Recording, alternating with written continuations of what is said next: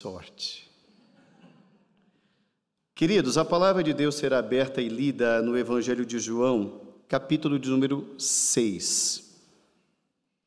E assentados reverentemente, os irmãos vão acompanhar a leitura desse texto, que nós desejamos que o Senhor nos abençoe e nos instrua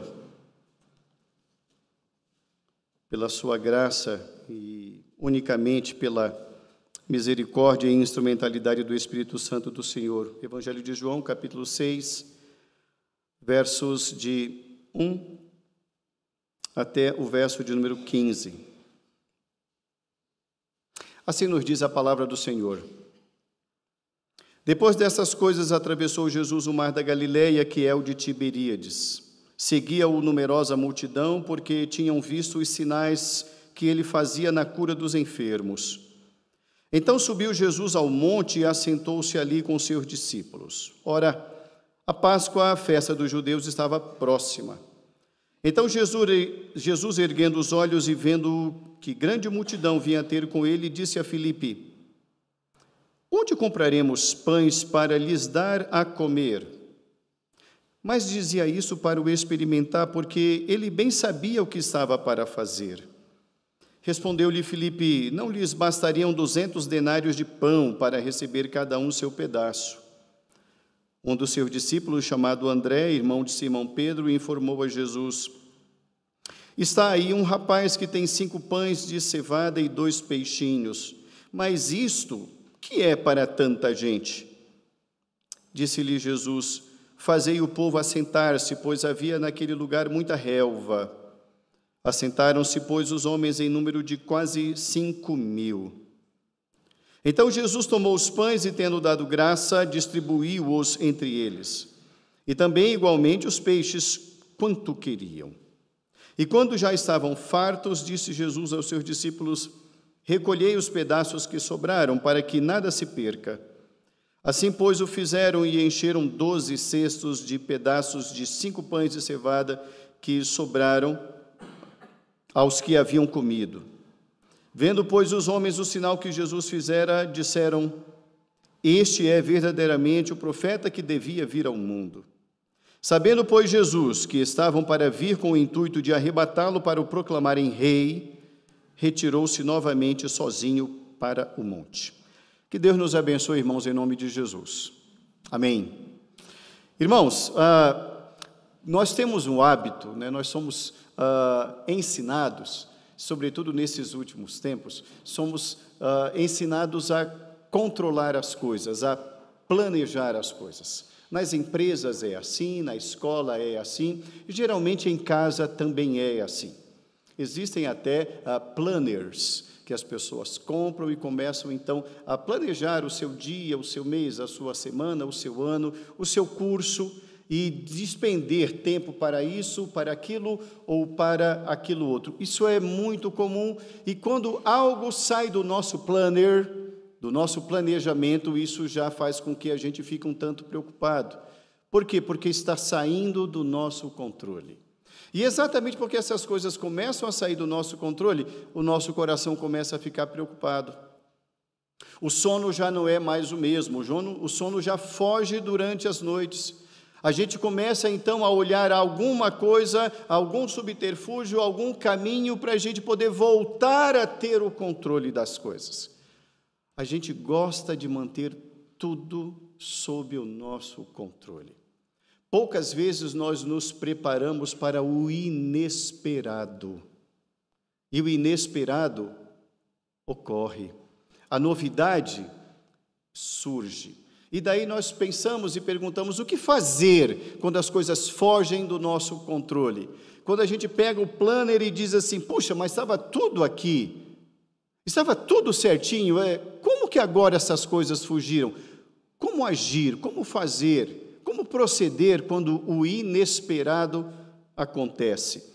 Esse é o tema da nossa reflexão nesta manhã, quando o inesperado ocorre.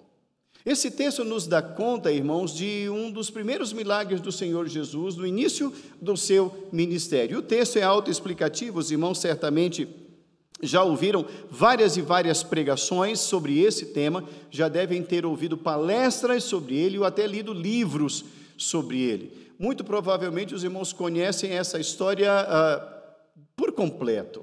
Mas nós queremos, na manhã de hoje, irmãos, refletir sobre como agir.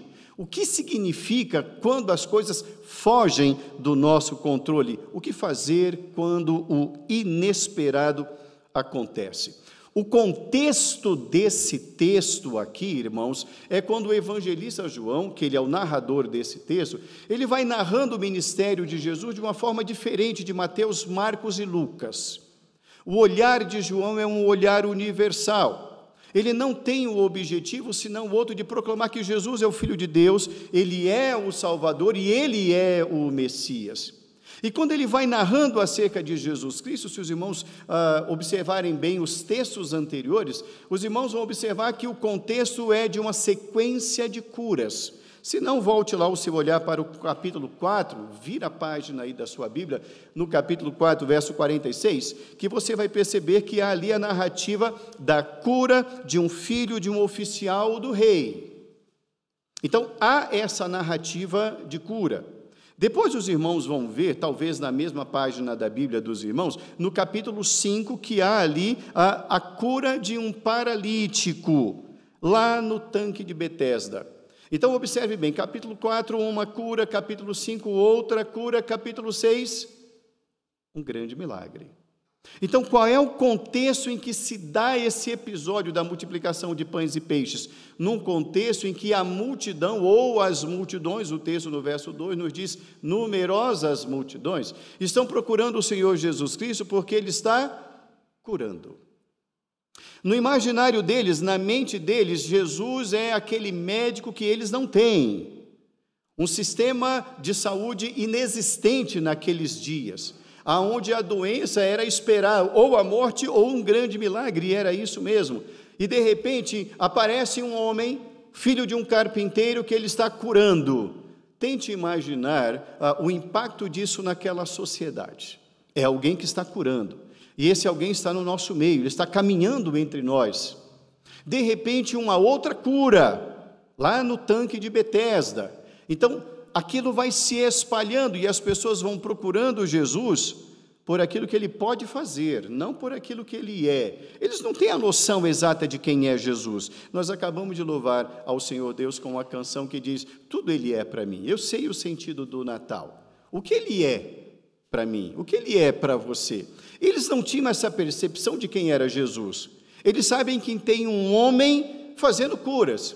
Então, esse texto aqui no capítulo de número 6, irmãos, quando diz no verso de número 2 que numerosa multidão tinha seguido, volte o seu olhar para o verso de número 2, que você vai ver aqui que João especifica a razão ou a motivação dessa busca por Jesus. O verso 2 diz, seguia-o numerosa multidão porque tinham visto os sinais que ele fazia na cura dos enfermos. Então, a motivação ali é, eu quero uma cura, eu quero algo novo, eu quero algo diferente. O que ele vai fazer dessa vez? O que ele pode fazer? Então, aquelas multidões estão buscando o Senhor Jesus Cristo pelo histórico que eles têm de Jesus, para aquilo que eles têm de percepção acerca de Jesus. O ideário deles é quem é Jesus.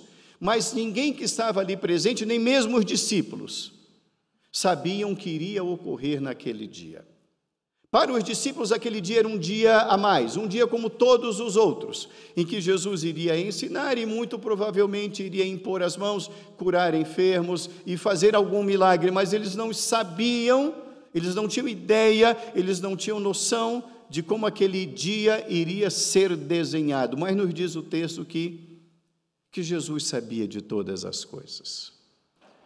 Irmãos, quando nós estamos olhando esse texto, nós queremos extrair desse texto 3 aspectos daquilo que nós podemos entender e aprender com essa lição, com esse episódio, quando o inesperado acontece.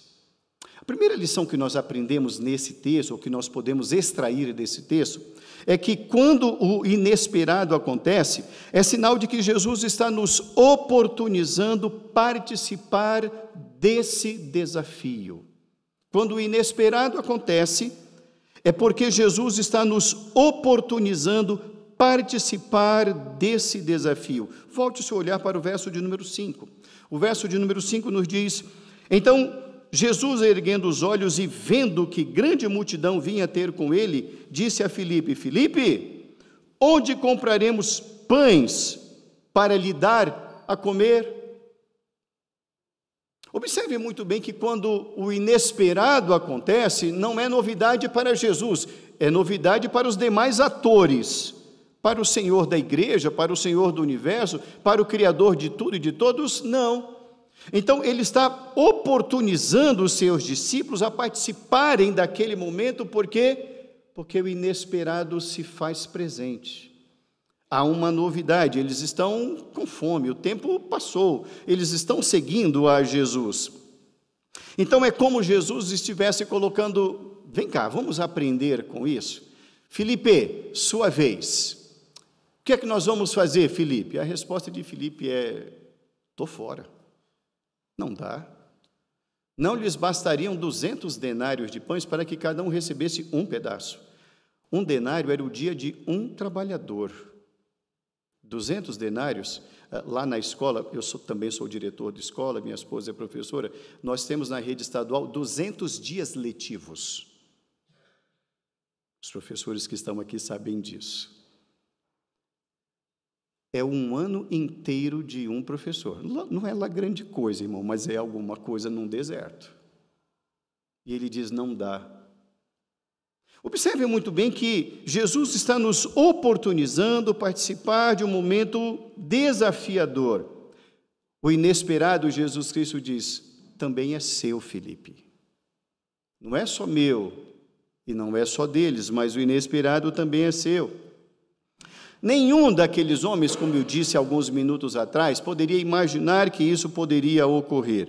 Mas ali, naquele momento, eles estavam sendo testemunhas oculares do manifestar da graça do Senhor, da ação do poder de Deus. Eles estavam se tornando protagonistas da graça do Senhor. Eles estavam provando de algo inédito em meio ao deserto, em meio ao inesperado. E, irmãos, a caminhada com Jesus é exatamente assim. Ela é repleta de momentos inesperados. Parece que quando a gente olha o calendário do ano que vem, e os professores e alunos adoram isso, eles já começam a perceber quantos feriados vão ter. Aí eles dizem: olha, 2025 foi muito puxado, mas 2026 Deus olhou por nós. Tem muito feriado. E a gente vai lá para o planner, viajar dia tal, aqui eu não posso, mas ali eu posso. Aqui eu vou juntar um dinheirinho, porque ali eu posso correr. A gente não faz ideia de como será o amanhã. Porque o inesperado nos visita, como o próprio nome diz, quando nós não estamos esperando. Entenda a primeira lição, meu irmão, minha irmã. O inesperado é uma oportunidade que Jesus nos dá para que participemos também desse desafio. Uma segunda lição que nós aprendemos dentro desse texto, quando o inesperado acontece, é que Jesus também sempre lança mão dos recursos que nós temos. Quando o inesperado acontece, Jesus sempre lança mão daquilo que nós temos. Volte o seu olhar para os versos 8 e 9. Versos 8 e 9 nos dizem assim: um de seus discípulos, chamado André, irmão de Simão Pedro, informou a Jesus: está aí um rapaz que tem 5 pães de cevadas e 2 peixinhos, mas isto, o que é para tanta gente? Observemos bem que o Senhor Jesus está fazendo e oportunizando participar daquele momento do inesperado, e ele pergunta: o que temos? Mas às vezes, no olhar de André, é pouco. O que eu tenho parece ser insignificante diante desse quadro. O que eu tenho é pouco, não vai fazer diferença alguma. É melhor cada um ir para casa da forma como está. Mas não é assim o olhar daquele que domina sobre os inesperados. O olhar dele é: tragam. O Senhor Jesus, irmãos, ele está dizendo assim: pode ser pouco aos seus olhos, mas o seu pouco é útil a todos. Outros serão alcançados, serão abençoados. Jesus recebe o pouco que lhe é oferecido e agradece pelo que tem. O texto nos diz que ele dá graças. É necessário aprendermos a ser gratos. E aqui nós perguntamos, temos sabido ser gratos ao Senhor pelo pouco que Ele nos dá? Nós já agradecemos pelo que temos. Hoje, o Senhor agradece e Ele usa. Ele recebe, Ele agradece por aquilo que Ele tem em mãos, porque o nosso pouco, queridos, quando ele é consagrado ao Senhor, ele é potencializado e vai alcançar muitas outras vidas que a gente não espera. O Senhor está perguntando a Moisés, lá no passado, diante de um mar vermelho à sua frente, uma cadeia de montanhas ao seu redor, e atrás o exército de Faraó. Quando aquele homem busca a Deus, a pergunta de Deus para ele é: o que tens na mão? Olha que pergunta desafiadora. Eu fico imaginando a cabeça de Moisés, atordoado e perdido, como que dizendo: mas que pergunta é essa? Eu só tenho uma vara. E ele responde: uma vara. Estende essa vara. E através daquele instrumento está escrita uma das mais belas páginas das Escrituras, o mar que se abre. O Senhor Jesus nos convida, irmãos, na hora do inesperado, a nós consagrarmos a Ele o nosso pouco, porque o resto é com Ele. Uma vara. O que temos disponível hoje pode transformar milhares de vidas, alcançar milhares de vidas que, repito, a gente não espera. Moisés não respondeu: Senhor, eu preciso de uma mega ponte. Deus não perguntou o que ele precisava, Deus perguntou o que ele tinha. Da mesma maneira, meu irmão, não espere o ideal chegar. Vá com o real mesmo, é o que você tem: 5 pães e 2 peixinhos. O seu dom. Não importa que tamanho você o mensure, não importa, é um dom que Deus lhe deu. O Espírito Santo lhe capacitou com pelo menos um dom espiritual. Você não tem todos, porque você não é um corpo inteiro.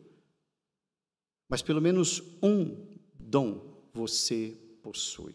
Você já consagrou esse seu dom espiritual ao Senhor e ao serviço do Senhor? Pense sobre isso nesta manhã.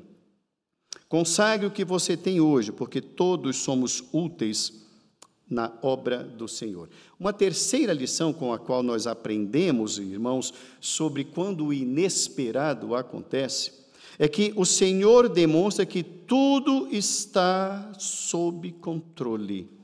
Tudo está sob controle. Volte o seu olhar para os versos 10 e 11.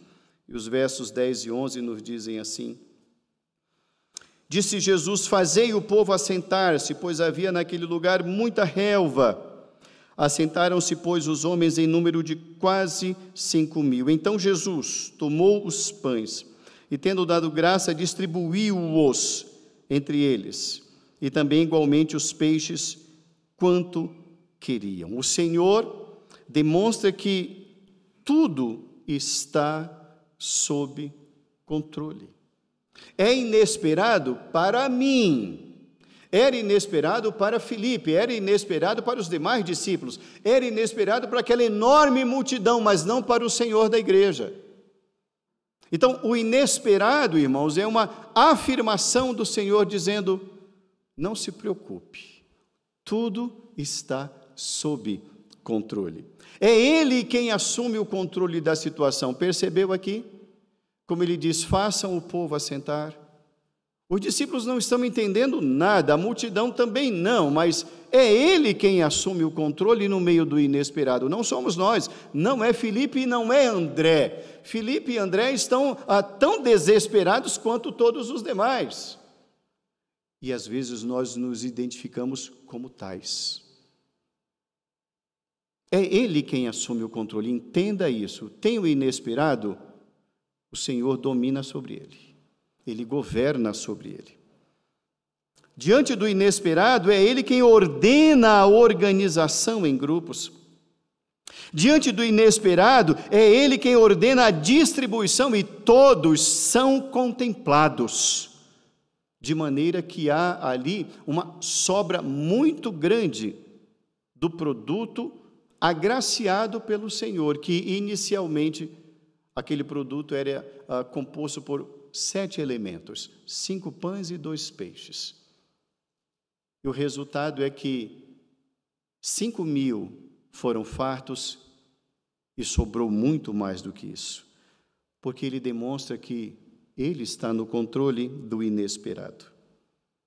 Ele ordena também o reaproveitamento, porque os recursos não podem ser desperdiçados, devem ser bem aplicados. Porque aquela multidão está farta, mas existem outras multidões que precisam também igualmente ser contempladas. Jesus está nos ensinando, irmãos, a ter um olhar para o outro, não para somente aqueles que os nossos olhos contemplam. O outro existe e ele também tem fome. Ele ordena para que não haja desperdício. Ele nos ensina a criar um olhar para os outros, para o outro, e é Ele quem governa sobre todas as circunstâncias inesperadas. Concluindo a nossa reflexão nessa manhã, quando o inesperado acontece.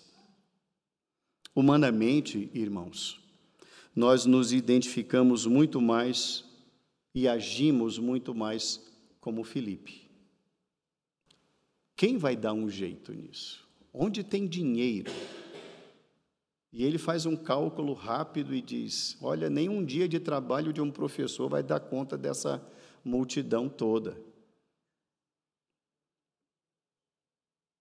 Por vezes, irmãos, nós nos esquecemos de acionar aquele que domina sobre o caos, aquele que criou, que governa e sustenta todas as coisas pelo poder da sua palavra, porque nós nos deixamos levar pelo Katrina, pelo tufão, pelo redemoinho do inesperado.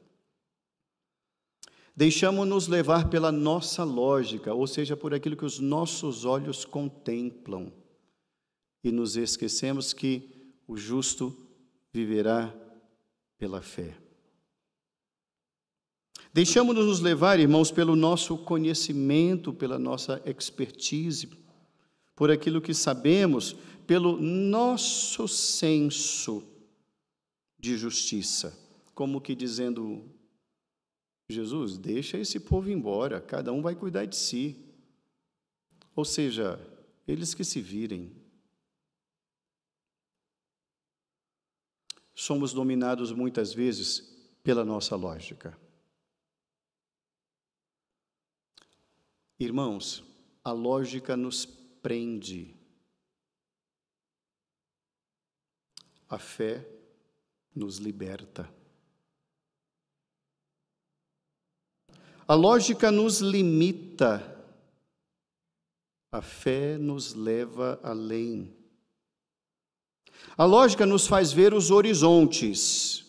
Senhor, não dá nem 200 denários. A fé nos faz mover montanhas. A lógica nos faz ver homens, uma grande multidão. Mas a fé nos leva ao Senhor Todo-Poderoso. Eu leio 2 textos e com eles eu encerro a reflexão nesta manhã. Mateus capítulo 6, verso 34, quando nos diz: não vos inquieteis com o amanhã, pois o amanhã trará os seus cuidados. Eu quero enfatizar isso. Às vezes a gente enfatiza apenas a primeira parte, não vos inquieteis com o amanhã, e a gente não dá a mesma atenção à parte final. O amanhã trará os seus cuidados. Observe, trará os seus cuidados, não mais problemas. O meu amanhã já está tratado, meu irmão. O seu amanhã já está tratado. E não é por mim, não é por mérito nosso, é porque o Senhor da igreja disse isso. O amanhã trará os seus cuidados.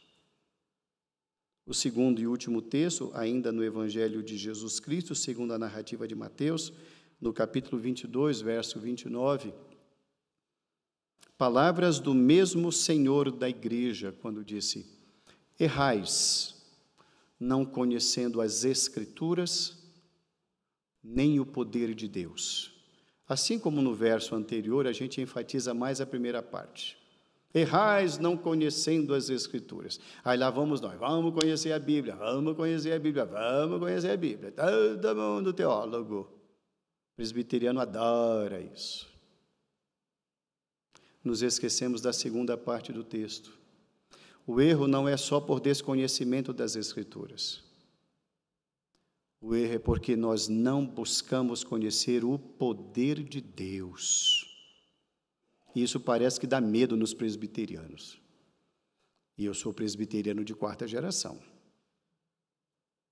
Não é uma crítica, é uma análise.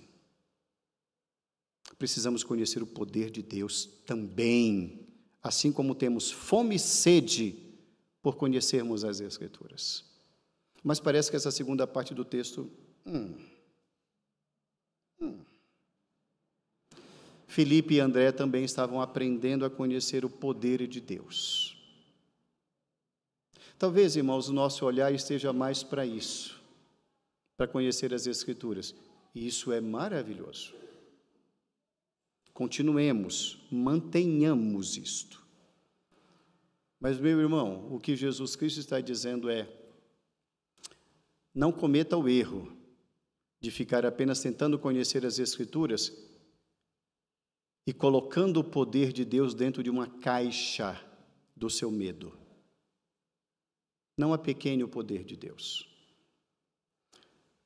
Conta uma história que há muitos anos atrás, um aluno do seminário de Charles Spurgeon, na Inglaterra, perguntou a ele: doutor, o que é mais importante na vida de um cristão? A leitura das Escrituras ou uma vida de oração? Charles Spurgeon teria respondido: pergunte a um pássaro qual é a asa mais importante, a da direita ou a da esquerda. Cri, cri, cri, cri. Silêncio. Escrituras e poder de Deus, Escritura e oração. É um binômio inseparável. Nenhum é mais importante do que o outro. Quando o inesperado acontece, a gente não tem controle. Mas isso não quer dizer que esteja fora de controle. Significa dizer que está nas mãos daquele que tem todo o poder em suas mãos. Quando o inesperado acontece, Jesus está nos oportunizando participar do desafio, aproveitar o que temos, e Ele nos ensina que nada está fora do controle. Ele está no controle de todas as coisas. Que passemos, irmãos, a ver o inesperado dessa maneira. Que aprendamos isso nesta manhã. Se nesta manhã alguém está sendo visitado por algo inesperado, ou foi visitado por algo inesperado, a palavra do Senhor hoje para nós é: nada está sob o controle do caos. Nada. Tudo está sob o controle do Senhor. As lições Ele vai ensinar à medida em que cada um necessita. Que Deus nos abençoe, irmãos, grande, rica e poderosamente, em nome de Jesus. Que Deus abençoe o pastor dessa igreja, o conselho dessa igreja, a junta diaconal, todos os obreiros que aqui estão, todos os membros que aqui se reúnem para aprender da palavra do Senhor e que estão envolvidos na obra do Senhor. Que sejam sobre nós a graça do nosso Senhor. Amém.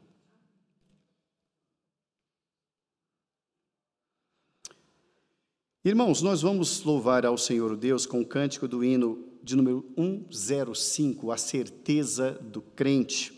E eu não vou aqui de forma alguma mudar a tradição da igreja. Os irmãos já estão bem instruídos, na hora de ficar para cantar, os irmãos vão cantar. Eu só vou quebrar a liturgia para dizer: vamos ficar em pé na hora oportuna. Tá bom, irmãos?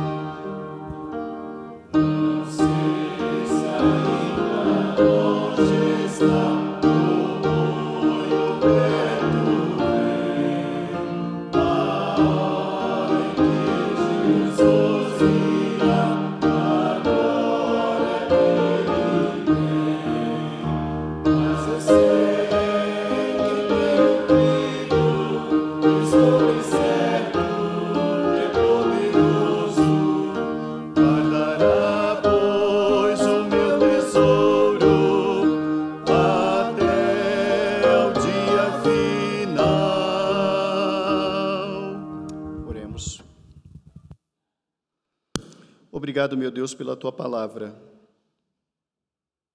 Obrigado, meu Deus, porque Sabemos que nunca deixaremos de enfrentar momentos inesperados.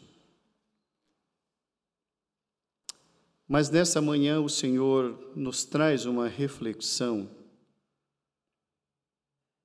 que nos exorta, nos ensina, nos relembra, nos refresca a memória de que o inesperado está no controle do Senhor. Que o Senhor governa, que o Senhor continua assentado no trono. O trono não está vazio, nunca esteve, jamais há de estar. Faça-nos lembrar da mensagem de hoje, Pai.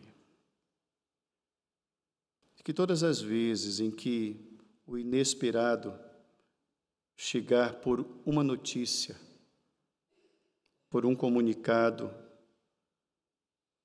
por mais que o nosso coração fique atribulado no momento, que o Senhor nos faça lembrar que o Senhor continua no trono, que o Senhor vai usar aquilo que somos e aquilo que temos,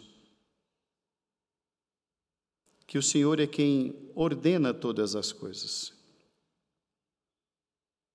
E o Senhor nos convida para participarmos, não para sermos excluídos do inesperado. Obrigado, meu Deus, porque o Senhor continua assentado num alto e sublime trono. Obrigado, meu Deus, porque o Senhor nos elege como úteis para que participemos do inesperado. O Senhor nos convida para conhecermos o Senhor dos inesperados.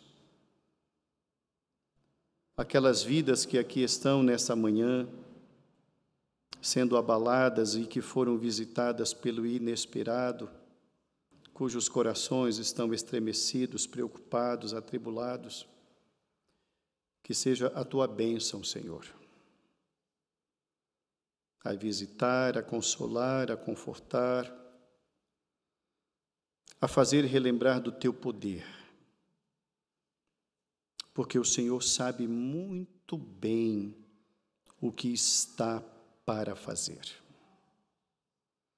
Obrigado mais uma vez, somos agraciados pela tua palavra e por ela nós te agradecemos em nome de Jesus.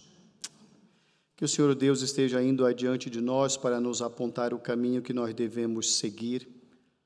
Que Ele também nos guarde do homem mau, vil, traiçoeiro e violento. Que Ele esteja ao nosso lado nos amparando e nos sustentando quando cairmos.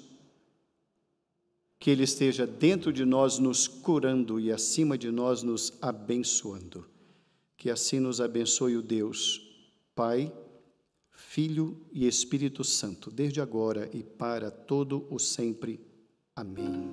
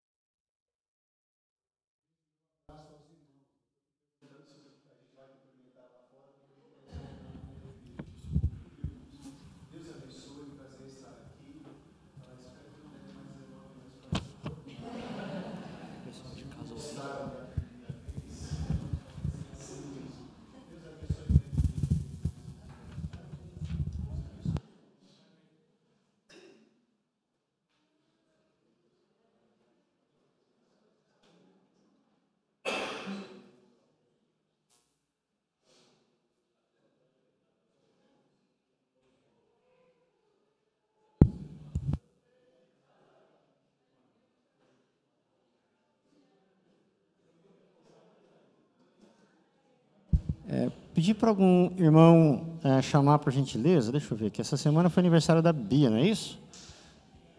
Foi essa semana. Algum irmão diácono, por gentileza, chama a Bia, que eu acho que eu vi a Bia subindo. Chama